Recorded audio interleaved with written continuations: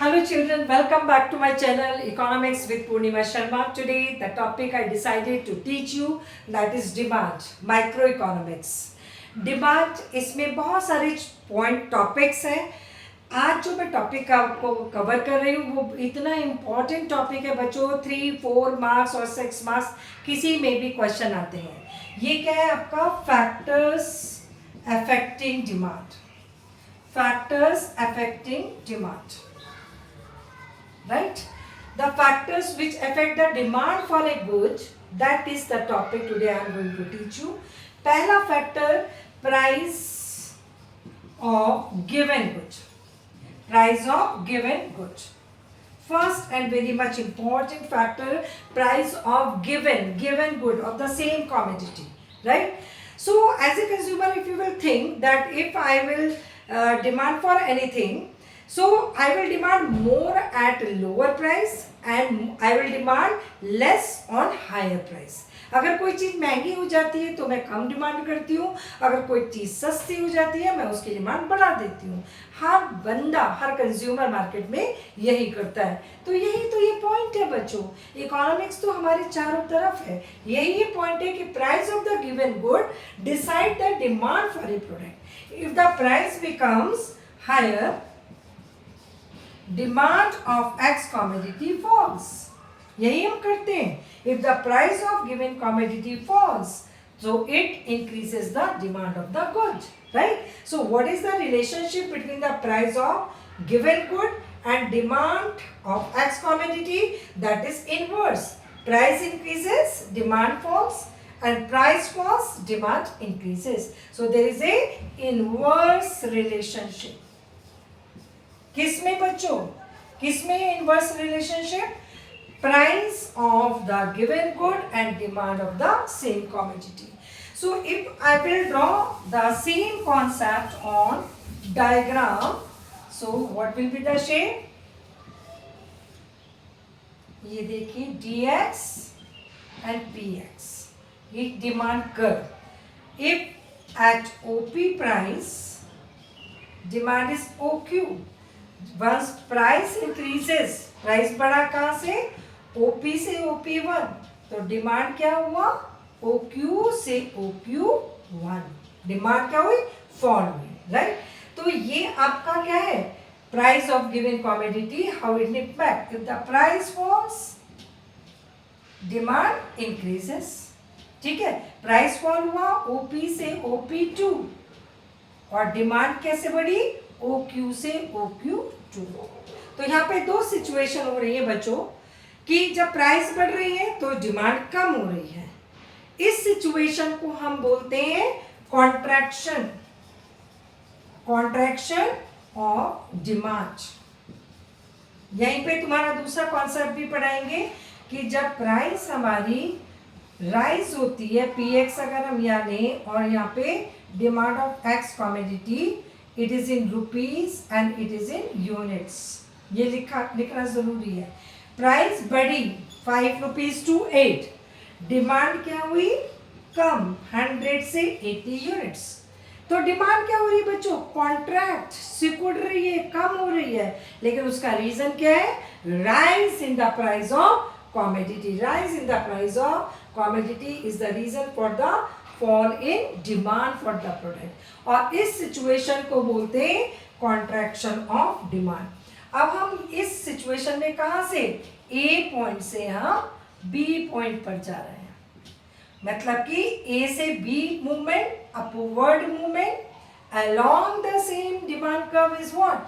Contraction of demand. ठीक है. अब आ जाइए, when price falls from OP to OP2, demand increases from OQ to OQ2. यानी कि A पॉइंट से हम अगर C पे आ रहे हैं, यानी कि प्राइस हमारा 5 से हुआ 3, ठीक है, और डिमांड हमारी हुई 50 से 80, एज्यूम करो. तो ये क्या डिमांड क्या हो रही? एक्सपैंड. क्यों? क्योंकि प्राइस उसका कम हो गया. और इस सिचुएशन को हम बोलते हैं एक्सपेंशन. इसको क्या बोलते हैं? Expansion of demand. ठीक है, तो A से B क्या हुआ? कॉन्ट्रैक्शन और ए से सी क्या हुआ, एक्सपेंशन, और ये दोनों मिला दे तो ये क्या हुआ बच्चों, movement along the same demand curve. A to B upward movement is contraction. A to C downward movement along the same demand curve is what? Expansion. A to B contraction, A to C expansion. और इसके पीछे expansion और contraction movement along the same demand के पीछे reason क्या है? Price of the change in the price of same commodity. Change in the price. ठीक है, change in the price of the same commodity is the cause for this contraction and expansion of demand. इसको और हम क्या बोलते हैं बच्चों, change in quantity demanded, movement along the same demand curve, expansion, contraction. It is also known as the here change in quantity demanded. अब आगे और क्या फैक्टर्स हैं जो कि किसी भी कमोडिटी की डिमांड को इम्पैक्ट करते हैं. अब आ जाइए नेक्स्ट इंपॉर्टेंट आपका पॉइंट है, रीजन है, फैक्टर है. This is change in price of related goods. Related, और यहां पे हमने लिखा था गिवन गुड्स, सेम कमोडिटी की प्राइस में चेंज. और यहाँ पे दूसरा पॉइंट क्या है, change in the price of related goods. तो पहले क्वेश्चन आता है बच्चों, रिलेटेड गुड्स कौन सी होती है? रिलेटेड गुड्स वो गुड्स होती हैं जबकि change in the price of one commodity if causes the change in demand of other commodity. तो इन दोनों गुड में क्या हुआ, रिलेशन. ये दोनों गुड्स कैसे हुई, रिलेटेड गुड्स, कि एक्स गुड की प्राइस चेंज हो और वाई गुड की डिमांड चेंज हो जाए. ठीक है. अब इस तरह की रिलेटेड गुड्स दो टाइप्स की होती है बच्चों. एक होती है सब्स्टिट्यूट और दूसरी होती है कॉम्प्लीमेंट्री. दूसरी होती है बच्चों कॉम्प्लीमेंट्री. तो सब्स्टिट्यूट एंड कॉम्प्लीमेंट्री गुड्स जो होती हैं वो क्या करती हैं, वो डिमांड को, गिवन कमोडिटी को उसके सेम प्राइस पे बढ़ा या कम कर सकती हैं. अगर हम लें price of substitute, substitute goods कौन सी है, which can be used in place of each other to satisfy the same demand of consumer. जैसे कि टी एंड कॉफी. अगर मुझे चाय पीने की इच्छा है तो मैं उसको कॉफी पी के भी सेटिस्फाई कर सकती हूँ. अगर आप बॉल पेन से लिख रहे हैं तो उसको जेल पेन से भी आप लिख सकते हैं. तो when the demand of a commodity can be satisfied by other commodity, उन गुड्स को क्या कहते हैं, सब्स्टिट्यूट गुड्स. राइट. अब सब्स्टिट्यूट गुड्स हमारी इसमें क्या रिलेशनशिप है, price of Y commodity and demand of x commodity. इन दोनों में क्या रिलेशनशिप है, positive. Increase in price causes increase in demand of X. Decrease in price of Y causes the decrease in demand of X. Positive relationship है. अगर इनको हम diagram से बताएं तो ये पी वाई लेती हूँ और ये डी एक्स, ये ध्यान में रखने वाली बात है बच्चों. और इसका ये डिमांड कर्व, सप्लाई कर्व नहीं है, ये केवल क्या है, curve showing the relationship between P Y, price of substitute good and demand of given good. ठीक है.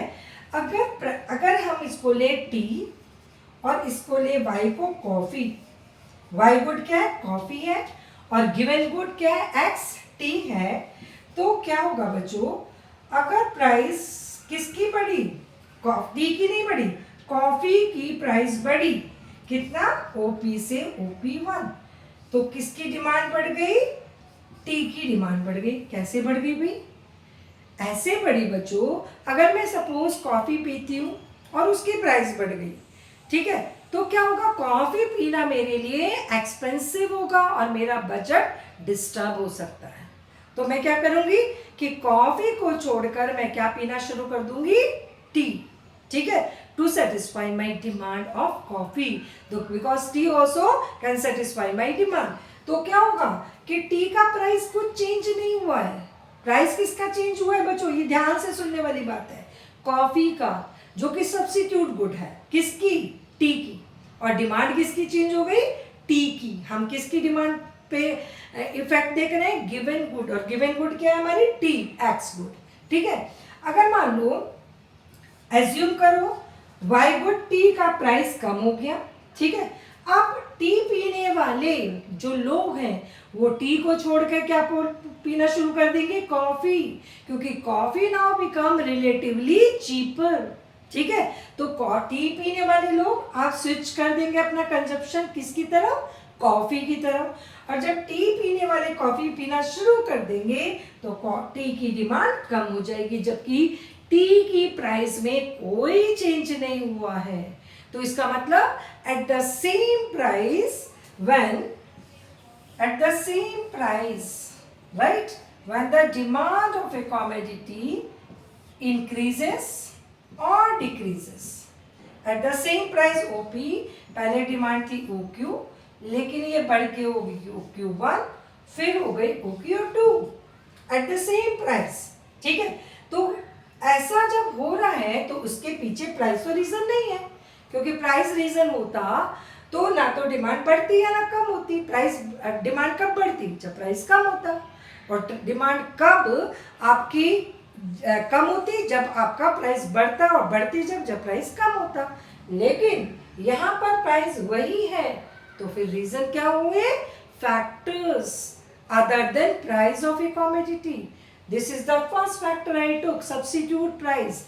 अगर मान लो प्राइस ऑफ वाइन, कॉफी की प्राइस बढ़ी, तो demand of T will increase at the same price, और हम ए से बी पॉइंट पर पहुंचेंगे।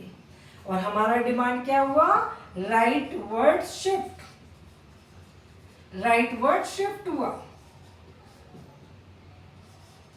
राइटवर्ड शिफ्ट हो गया। इसको क्या बोलते हैं? राइटवर्ड शिफ्टिंग को इंक्रीज इन डिमांड। जब डिमांड बढ़ती है प्राइस के कम होने से उसे एक्सपेंशन बोलते हैं, बच्चों ध्यान से रखो।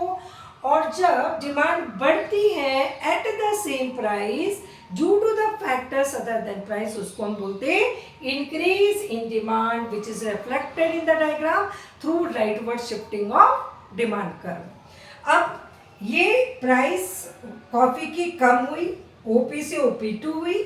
अब क्या हुआ? Coffee will become relatively cheaper. ठीक है। और जो टी पीने वाले हैं वो कॉफी पीना शुरू कर देंगे, और टी की डिमांड हमारी कम हो जाएगी OQ से OQ2। और हमारा पॉइंट अब B से हम A से हम C पे आ गए। तो ये क्या हुआ? Leftward shifting. ये हुआ लेफ्टवर्ड शिफ्टिंग किसका? Of demand curve. और इसको हम क्या बोलते हैं बच्चों? इसको बोलते हैं डिक्रीज इन डिमांड। ठीक है। तो हमारा कर्व राइट कब जाता है? जब eight the same price more quantity is demanded. और लेफ्ट कब जाता है? जब eight the same price less quantity is demanded. So that happens not because of the change in price. It is happening due to the factors other than price को छोड़कर जो बाकी factors हैं, जैसे price of related goods I took, further I will teach you price income of the consumer, expected change in the price in future, बहुत सारे factors पढ़ाऊंगी मैं आपको कि जो responsible है इसके rightward shifting के, जो कि जिसे हम क्या बोलते हैं increase in demand, leftward shifting के जिसे हम बोलते हैं डिक्रीज इन डिमांड। तो ये आपका सब्स्टिट्यूट हुआ। अब मैं लेती हूँ आपका नेक्स्ट कॉम्प्लीमेंट्री गुड्स। ठीक है। कौन सा गुड्स? कॉम्प्लीमेंट्री। दो रिलेटेड गुड्स होती हैं, एक तो कॉम्प्लीमेंट्री और एक substitute. Complementary goods, complementary goods कौन सी होती है बच्चों? जब दो कॉमोडिटीज को टुगेदर हम कंज्यूम करके एक स्पेसिफिक डिमांड को सेटिस्फाई करते हैं। जैसे कि आप लीजिए ये बोर्ड और ये मार्कर, ये दोनों मिलकर मैं पढ़ाने का जो अपना एक्टिविटी है वो कर पा रही हूँ। ठीक है, तो ये दोनों कैसी हुई, कॉम्प्लीमेंट्री। इसके बिना ये बोर्ड बेकार है और बोर्ड के बिना ये बेकार है। अगर ये बोर्ड नहीं होगा तो मैं इसे लिखूंगी किस पर, कैसे पढ़ाऊंगी आपको।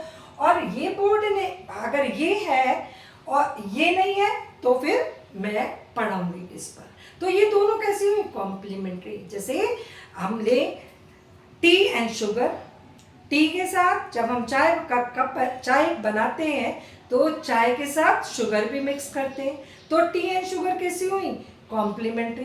कार एंड पेट्रोल, बिना पेट्रोल के कार नहीं चल सकती। ठीक है, जैसे कि आपका बॉल पेन एंड रिफिल।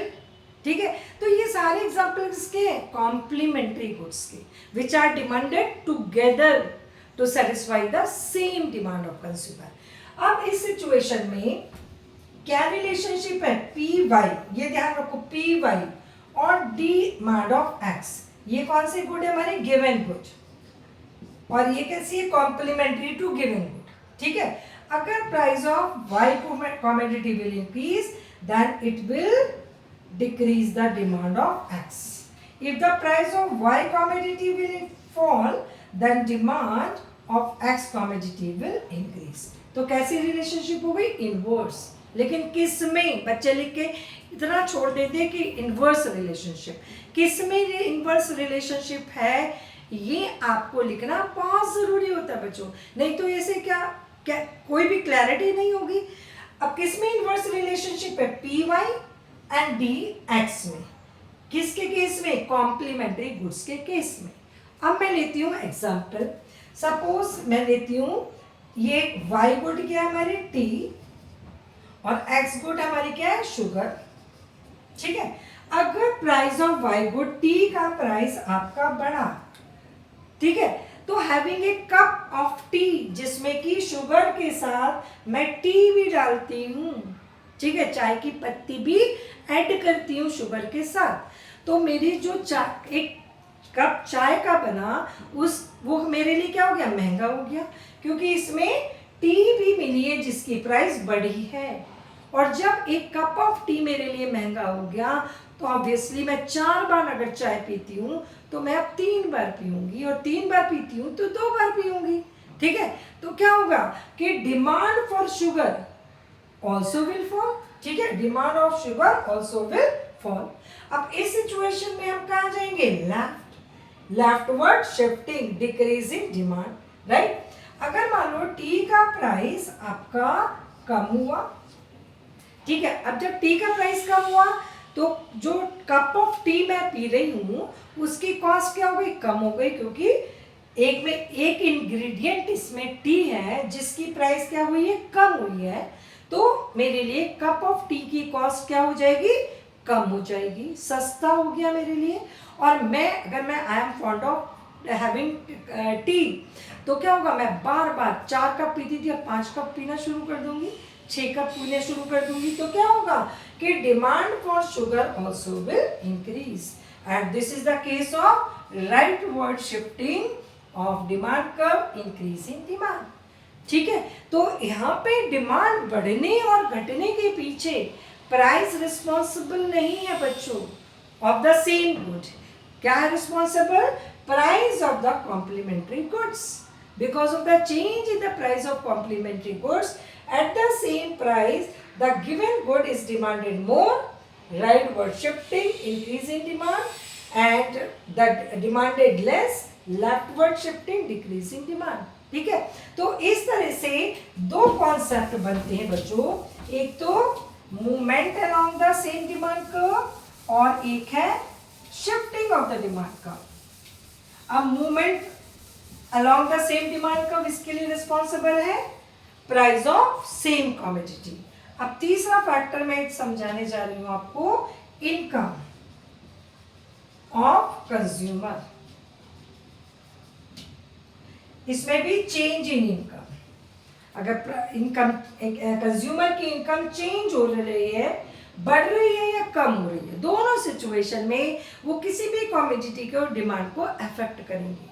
अब इसमें आपको 2 टाइप्स की गुड्स में पढ़ना पड़ता है, एक तो इंफीरियर और एक है नॉर्मल गुड। ठीक है, अगर मान लो एक क्वेश्चन आता है कि प्राइस ऑफ रिलेटेड, तो आप एक पॉइंट नहीं लिखेंगे, दोनों पॉइंट लिखेंगे, कॉम्प्लीमेंट्री भी और सब्स्टिट्यूट भी। इसी तरह से अगर ये एक फैक्टर आता है change in the income of the consumer, how it affect the demand of a commodity, तो इसमें भी आप दोनों गुड पे लिखेंगे, इंफीरियर भी और नॉर्मल भी, नहीं तो आपको 50% मार्क्स अलॉटेड होते हैं बच्चों। तो यहाँ पे मैं पहले इंफीरियर का आपको, पहले नॉर्मल का बताऊंगी और फिर इंफीरियर का। अगर गुड नॉर्मल है, अच्छा इन दोनों का जो डिफरेंस है वो कोई प्राइस से नहीं होता कि सस्ती गुड, इंफीरियर, महंगी गुड, नॉर्मल, ऐसा कुछ भी नहीं है बच्चों।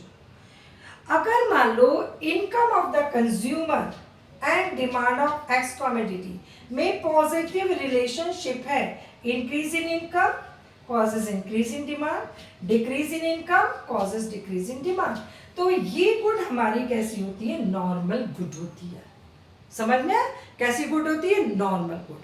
अगर increase in income causes the increase in demand, तो ये क्या हुआ बच्चों, rightward shifting of demand curve, और इसको क्या बोलेंगे, इंक्रीज इन डिमांड। इसको क्या बोलेंगे, इंक्रीज इन डिमांड। अगर decrease in income causes the decrease in demand of x commodity, तो इसको बोलेंगे leftward shifting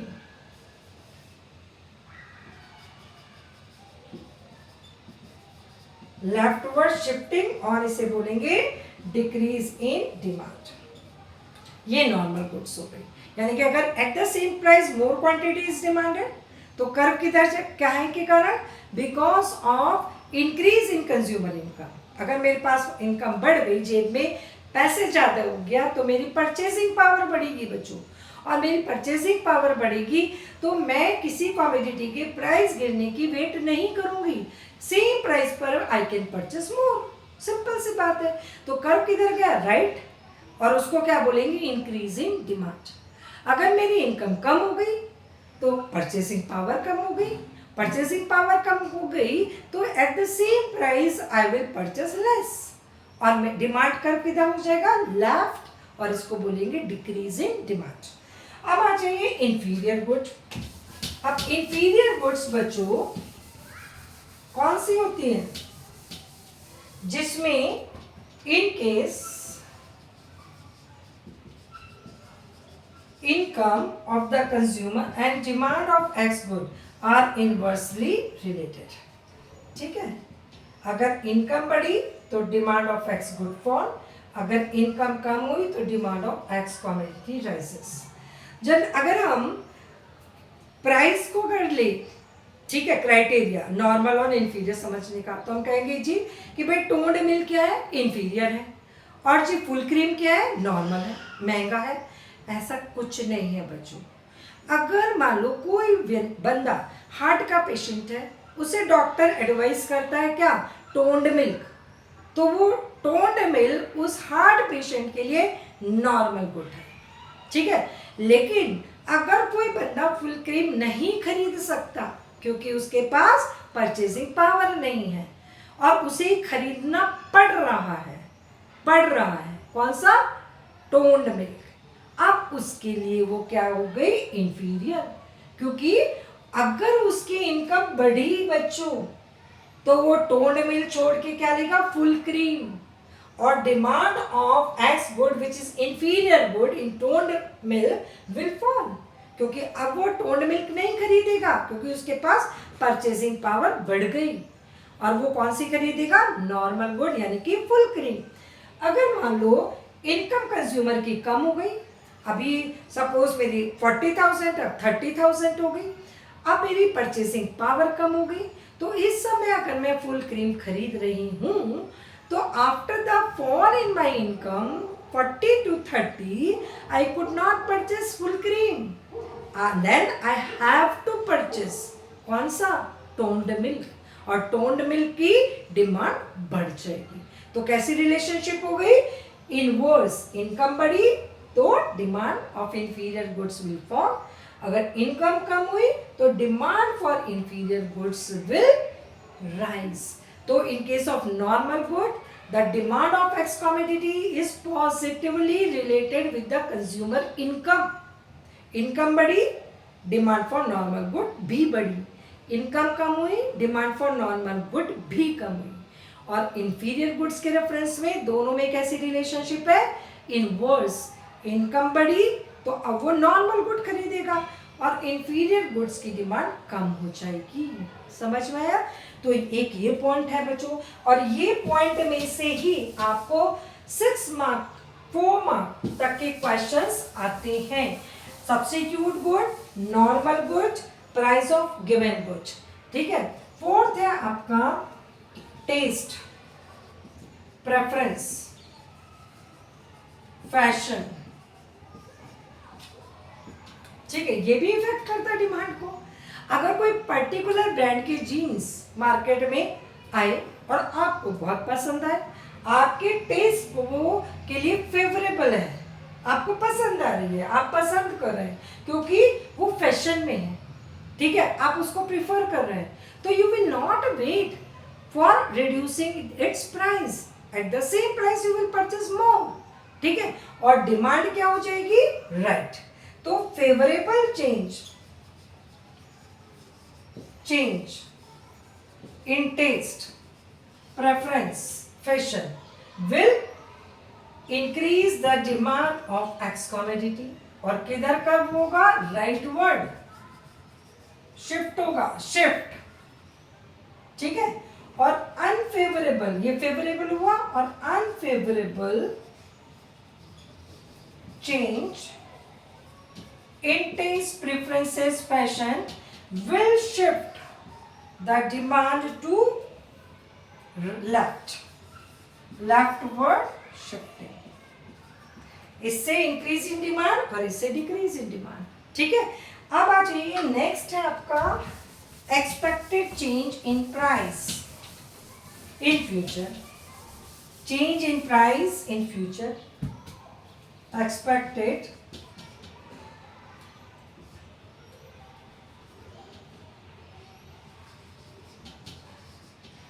change in price, ठीक है, इन फ्यूचर।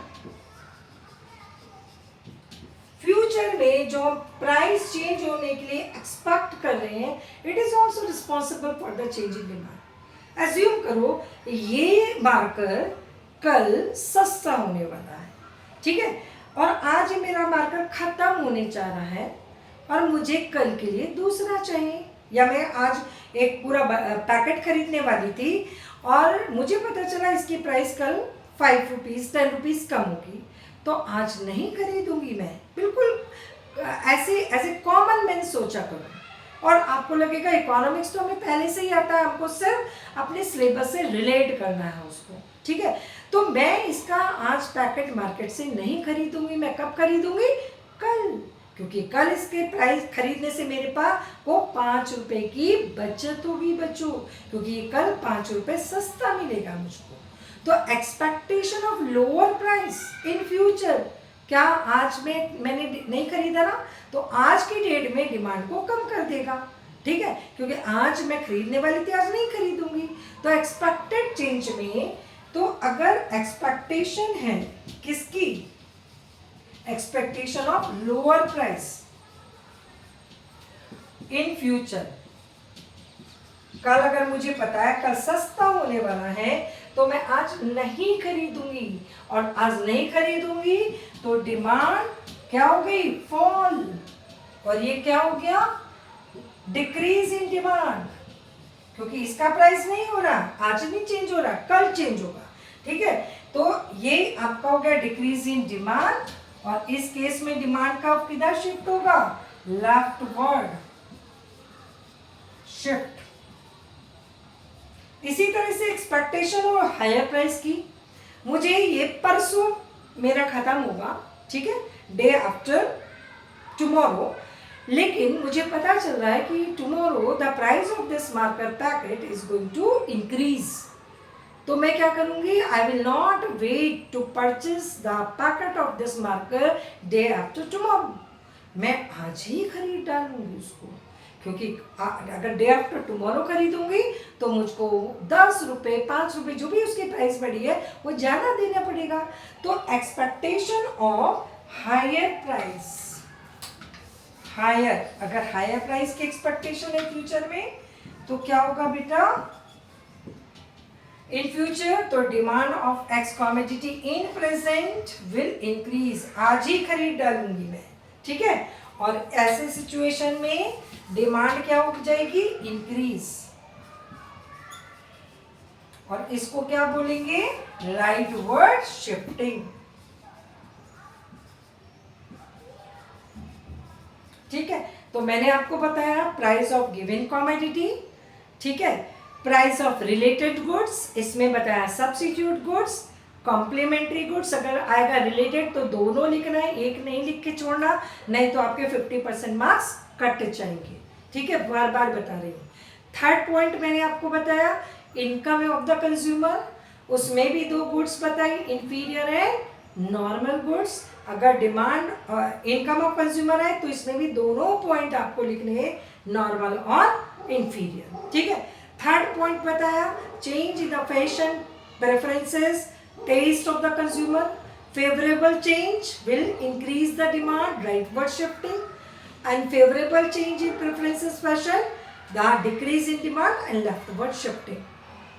नेक्स्ट पॉइंट पता है आपको कि expected change in price in future, अगर हम एक्सपेक्ट कर रहे हैं कि expectation of lower price in future, कि फ्यूचर में प्राइस कम होंगे, तो प्रेजेंट में डिमांड क्या होगी, कम हो जाएगी, क्योंकि हम आज नहीं खरीदेंगे बच्चों उसको, जब फ्यूचर में प्राइस कम हो जाएगी तब खरीदेंगे। तो आज की डेट में at the same price demand will fall और it will shift to left, ठीक है। अगर हम एक्सपेक्ट कर रहे हैं, एक्सपेक्टेशन है हमारी कि फ्यूचर में प्राइस बढ़ेगा, expectation of higher price in future, तो क्या होगी, आज की डेट में ही हम कल परसों आगे के 1 वीक के लिए अपना सामान खरीद के आज ही रख लेंगे। तो expectation of higher price in future will increase the demand, in present will shift the demand curve to right, और expectation of lower price in near future will shift the demand left, decrease in demand, ठीक है। तो ये आपके factors पढ़ाए। अब इसमें questions कैसे आते हैं, ये बहुत इंपॉर्टेंट, इस चैप्टर की समझ लीजिए, ये एक ढंग से जान है ये वाला टॉपिक, ठीक है। इसी ये टॉपिक समझ में आ गया तो आपको 70% चैप्टर समझ में आ गया। मार्केट डिमांड के 3 फैक्टर, ये इंडिविजुअल डिमांड के थे, मार्केट डिमांड के 3 और फैक्टर ऐड कर देंगे इसके साथ, इंक्लूडिंग दीज, वो क्या है, सीजन एंड वेदर। अगर विंटर शुरू होती है बच्चों तो वूलन क्लोथ्स की डिमांड शुरू हो जाती है, रेनी सीजन शुरू होता है तो रेन कोट और अम्ब्रेला की डिमांड शुरू हो जाती है, अगर समर शुरू हो जाती है तो कॉटन की डिमांड शुरू हो जाती है। तो सीजन और weather. Second one, the size and composition of population, that is also responsible. Size, अगर पॉपुलेशन बढ़ेगी तो नेचुरल सी बात है डिमांड बढ़ेगी, अगर पॉपुलेशन कम हुई तो डिमांड कम हो जाएगी।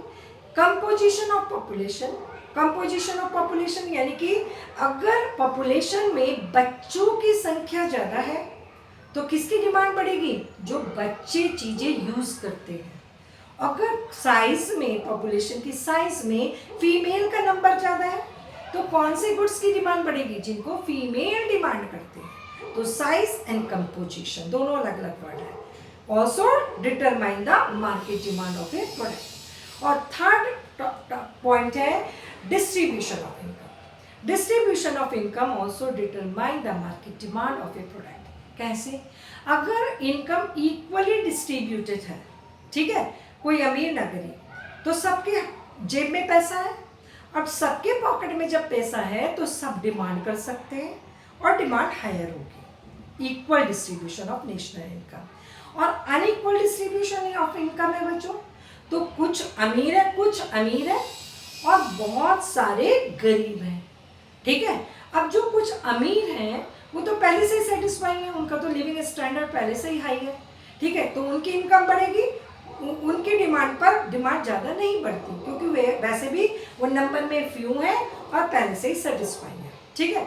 और जो गरीब लोग हैं which are more in number, ठीक है, इन case of unequal distribution of national income, तो उनके पास पैसा ही नहीं है, ठीक है। जब पैसा ही नहीं है तो वो डिमांड कैसे करेंगे, ठीक है, क्योंकि वो गरीब है।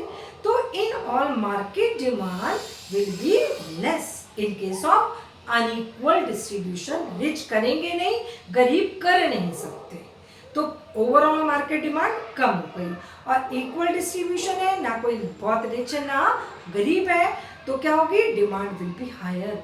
तो ये 3 पॉइंट और ऐड कर देने हैं किसमें, मार्केट डिमांड में, ठीक है, including the factors affecting individual demand, price of given goods, ठीक है।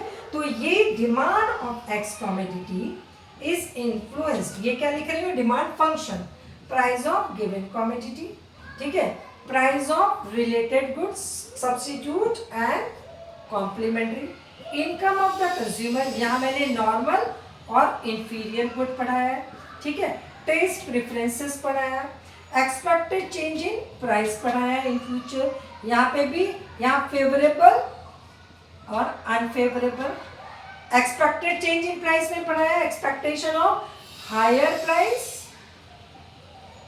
And expectation of lower price पढ़ाया, ठीक है। ये इंडिविजुअल डिमांड के फैक्टर्स हो गए बच्चों। और इंडिविजुअल डिमांड के फैक्टर्स के बाद 3 और फैक्टर्स के डिमांड पढ़ाई मैंने, सीजन एंड वेदर, ठीक है, इसके अलावा डिस्ट्रीब्यूशन ऑफ इनकम, और लास्ट पढ़ाया मैंने आपको क्या, size and composition end of population, ठीक है। तो ये सारे फैक्टर्स पढ़ाए आपको। अब इसमें क्वेश्चंस कैसे आते हैं, अगर आया फैक्टर्स अफेक्टिंग डिमांड, तो ऊपर से उठाओ और 5 फैक्टर, 4 फैक्टर, जितने भी मार्क्स का आपका क्वेश्चन है, 4 मार्क्स का है तो 4 पॉइंट लिख दो, 6 मार्क्स का है तो 6 लिख दो, ये डायरेक्ट क्वेश्चन हुआ। अगर आया discuss the factor responsible for the rightward shifting, ठीक है, तो अब इसमें पहले discuss the factor for the shifting of demand का, तो ध्यान से सुनो बच्चों, इसमें पीएक्स बिल्कुल नहीं रखोगे। पीएक्स किसके लिए रिस्पॉन्सिबल है, movement along the same demand का, ठीक है।